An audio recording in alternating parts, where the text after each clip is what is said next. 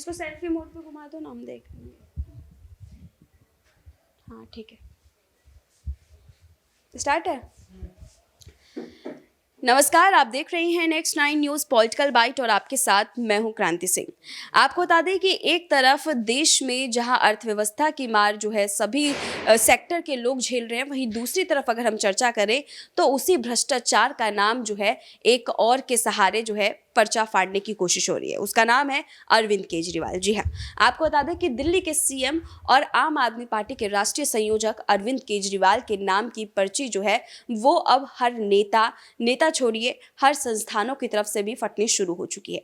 आपको बता दें कि उनके ऊपर लगातार की तरह ही इस बार भी जो है एक ही तरीके का आरोप लग रहा है कि उन्होंने भ्रष्टाचार किया, लेकिन पिछली बार हमने देखा था कि क्लीन चिट के साथ जो है वो बाहर निकले थे। हालांकि उनके नेताओं को लेकर के हम ये चीजें कह सकते हैं कि कुछ नेताओं की गिरफ्तारी हमने उस समय देखी, लेकिन उस समय भी अरविंद केजरीवाल, मनीष सिसोदिया जो है वो क्लीन चिट के साथ नजर आए थे।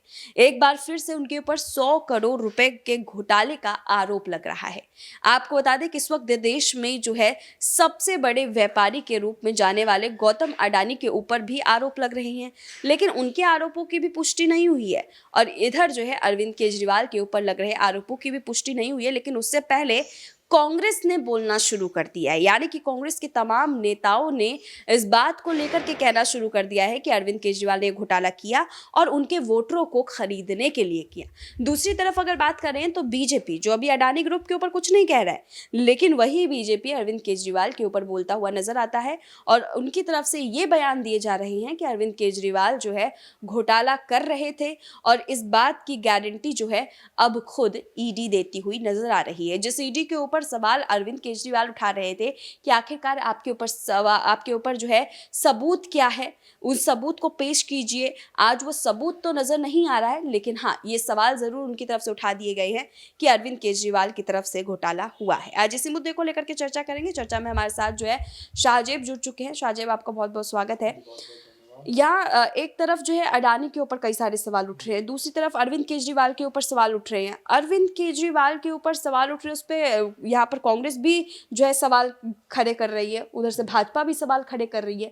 लेकिन अडानी के ऊपर जो सवाल उठ रहे हैं उसके ऊपर क्यों सिर्फ आम जनता ही रिएक्शन दे रही है, आम जनता ही सवाल उठा रही है, मीडिया ही सवाल उठा रही है?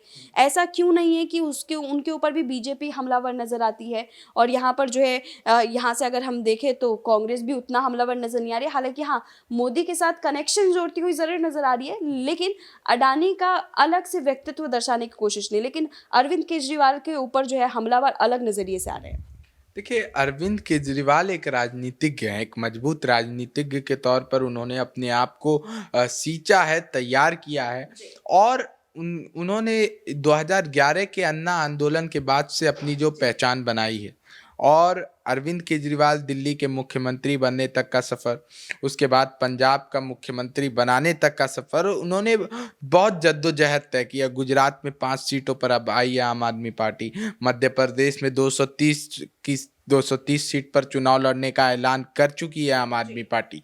तो साफ सीधे तौर पर अगर आप समझेंगे तो अरविंद केजरीवाल एक उभरते हुए नेता है और उनकी पार्टी जो है आम आदमी पार्टी, वो एक उभरती हुई पार्टी है और उभरती हुई पार्टी पर और सबसे ज्यादा खतरा किसे है? देखिए, वो जो खतरा है वो बाद में आएगा भाजपा पर, वो खतरा सबसे पहले आएगा कांग्रेस पर। क्योंकि आप देखिए कि कांग्रेस पंजाब में थी, पंजाब से कांग्रेस को उखाड़ करके फेंकने में आम आदमी पार्टी की मुख्य भूमिका रही। गुजरात में कांग्रेस का वोट प्रतिशत घटा, उसके पीछे का भी कारण कहीं ना कहीं जो है आम आदमी पार्टी रही। दिल्ली में कांग्रेस थी, आम आदमी पार्टी आ गई। एमसीडी से में देखिए कांग्रेस को कुछ भी हाथ नहीं लगा, बल्कि राहुल गांधी भारत जोड़ो यात्रा कर रहे थे। तो कांग्रेस को कहीं ना कहीं अरविंद केजरीवाल के बढ़ते राजनीतिक वर्चस्व से कहीं ना कहीं डर लगता हुआ नजर आ रहा है। और अगर आप बात करेंगे अडानी की और केजरीवाल की, तो देखिए अडानी एक बिजनेसमैन है और बिजनेसमैन किसी का नहीं होता, आज मेरा है कल आपका हो जाएगा। लेकिन राजनीतिक जो व्यक्ति होता है, जो राजनेता होता है, वो एक पार्टी का होता है, एक विचारधारा का होता है, और वो जल्द अपनी राजनीति, अपनी विचारधारा को किसी के लिए भी नहीं बदलता हुआ नजर आता। और अरविंद केजरीवाल से तमाम नेताओं को खतरा है। एमसीडी में 15 साल का भाजपा का बनाया हुआ किला अरविंद केजरीवाल ने भेज दिया दिल्ली एमसीडी में। तो ये सारे संकेत जो है तमाम पार्टियों को मिल रहे हैं कि अब एक और नेता उभर रहा है देश की राजनीति में, जो धर्म से हट करके, मंडल कमंडल इन सब राजनीति से ऊपर हटकर शिक्षा, स्वास्थ्य, बिजली, पानी और लोगों की जनहित के मुद्दों की बात करता है। इस वजह से इन पर ये आरोप लगते हुए नजर आ रहे हैं। इससे पहले भी आरोप लगा था, मनीष सिसोदिया पर कई आरोप लगे थे, लेकिन कहीं भी कुछ भी साबित होता हुआ नजर नहीं आया। तो आप साफ सीधे तौर पर समझिए कि ये एक रणनीति के तहत अरविंद केजरीवाल पर हमला हो रहा है। लेकिन इस पूरे मामले में हमने ईडी का जो है अभी का हमने खास रिपोर्ट भी देखा था, जब लाइव सेशन के दौरान जनता के साथ मैंने साझा भी किया था। उस रिपोर्ट के अंदर ये भी चीज़ दिखाई जा रही थी कि किस तरीके से ईडी ने एक एक मुद्दे को जो है हाईलाइट किया है। सबसे पहले दो मुख्य आरोपी जो इस पूरे मामले में थे, उन दोनों मुख्य आरोपियों का कनेक्शन जो है वो अरविंद केजरीवाल के साथ जोड़ा गया कि अरविंद केजरीवाल ने वीडियो कॉल पर जो है उनके साथ बात की। बात करने के बाद जो है उनके साथ अपने कनेक्शन बनाए और वहाँ पर जो है माई बॉय करके जो है उनको संबोधित भी करते हुए नजर आए। तो यहाँ पर इस चीज को नहीं देख रहे हैं आप। देखिए ईडी भी बोल रही है, चलिए ठीक है, राजनेता है, राजनेता के द्वारा राजनेता की लड़ाई चल रही है, लेकिन ईडी का तो कोई रोल नहीं था इसमें। तो ईडी को आप कोई सरकारी संस्थान मत समझिए, ईडी को आप पपेट समझिए। ईडी को एक समझिए कि केज्ड बर्ड है ईडी, और वो सरकार उसे कंट्रोल कर रही है। भाजपा बीजेपी गवर्नमेंट उन्हें कंट्रोल कर रही है, ईडी को कंट्रोल। अभी ईडी के जो आरोप है उस पर कांग्रेस बहुत जो है यहाँ पर फुदक रही है, लेकिन कांग्रेस जब राहुल गांधी पर और सोनिया गांधी पर नेशनल हेराल्ड केस को लेकर के पूछताछ हुई थी, तो ये ईडी उनके लिए खराब हो गई थी। तो कांग्रेस अगर ईडी के सपोर्ट में अरविंद केजरीवाल को घेर रही है, तो ये कांग्रेस को तो सबसे पहले शोभा नहीं देता। और अरविंद केजरीवाल पर जो आरोप लग रहे हैं, ठीक है, आरोप हो सकता है उन्होंने किया हो, कोई ठीक नहीं, राजनेता है और पॉलिटिशियन तो होता ही है। पॉलिटिशियन भ्रष्ट से बड़ा भ्रष्टाचारी इस देश में कोई नहीं हो सकता। लेकिन क्या सिर्फ विपक्ष में बैठे लोग जो मजबूती से उभर रहे हैं, क्या उन्होंने ही भ्रष्टाचार किया? क्या सत्ता में बैठे लोग उन्होंने भ्रष्टाचार नहीं किया?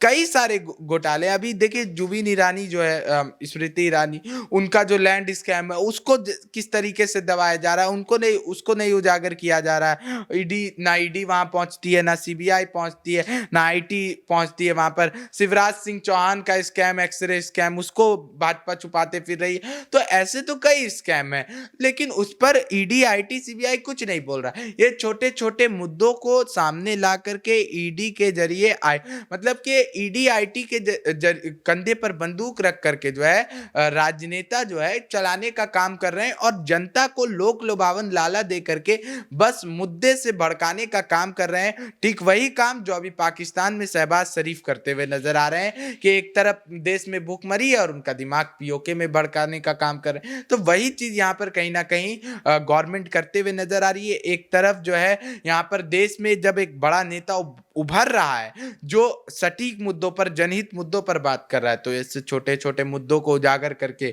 सरकार बेहद ज्यादा खुश नजर आ रही है। ठीक है, यहाँ पर सरकार के ऊपर भी कई सारे सवाल हैं, ईडी के ऊपर भी कई सारे सवाल हैं, लेकिन उन सवालों के बीच में जो इधर केजरीवाल की एक ईमानदार वाली जो छवि हम देख रहे थे, उन्होंने उस छवि को बनाने में काफ़ी मेहनत की और ये भी कहा कि मेरी छवि बेहद ईमानदार वाली है, आप मेरे ऊपर कुछ भी आरोप लगा लीजिए, लेकिन अगर स्पष्ट होता है तो फिर आप मुझे बोलिए कि मैं बेईमान हूँ। यहाँ पर उनका बयान कहना और यहाँ पर जो है दूसरी ही तरफ जो मुख्य आरोपी पकड़े जा रहे हैं, उन मुख्य आरोपियों की तरफ से सीधे तौर पर इस बात को जो है मान लेना कि नहीं, हम तो केजरीवाल के ही आदमी हैं, तो इसको कैसे देख रहे हैं? देखिए, बीजेपी ने एक स्टिंग ऑपरेशन जारी किया था जी। तो उस स्टिंग ऑपरेशन में भी कई चीजें दिखाई गई थी, मनीष सिसोदिया को लेकर के और आबकारी घोटाला, कई तरीके की चीजें, 500 करोड़ से ऊपर का घोटाला। लेकिन क्या हुआ? उसमें कोई नाम नहीं आया। तो अरविंद केजरीवाल को लेकर के जो छवि आप देखिए कि उनको क्या कह रहे हैं लोग, बेईमान उन्हें जनादेश कह रहा है कि नहीं, जनता उन्हें नहीं कह रही है। अगर जनता उन्हें बेईमान कह देती, क्योंकि स्टिंग ऑपरेशन के बाद ही आप देखिए कि एमसीडी के चुनाव हुए, अगर जनता मान लेती, सत्येंद्र जैन की गिरफ्तारी के बाद एमसीडी के चुनाव हुए, अगर जनता उन्हें बेईमान मान चुकी होती तो जनादेश उनकी तरफ हरगिज नहीं जाता क्रांति। ठीक है, धन्यवाद शाहजेब। देखिए यहाँ पर जो है जनादेश किस ओर जाएगा किस ओर नहीं जाएगा वो तो आने वाला समय ही बताएगा, लेकिन देखिए यहाँ पर एक छोटी सी बात जो आप लोग का भी जानना बेहद ज़रूरी है कि अजय माकन हो या फिर तमाम बड़े नेता, वो सभी के सभी इस वक्त जो है अरविंद केजरीवाल के ऊपर बड़े बड़े आरोप लगा रहे हैं और उन आरोपों के घेरे में इस वक्त अरविंद केजरीवाल नजर आ रहे हैं।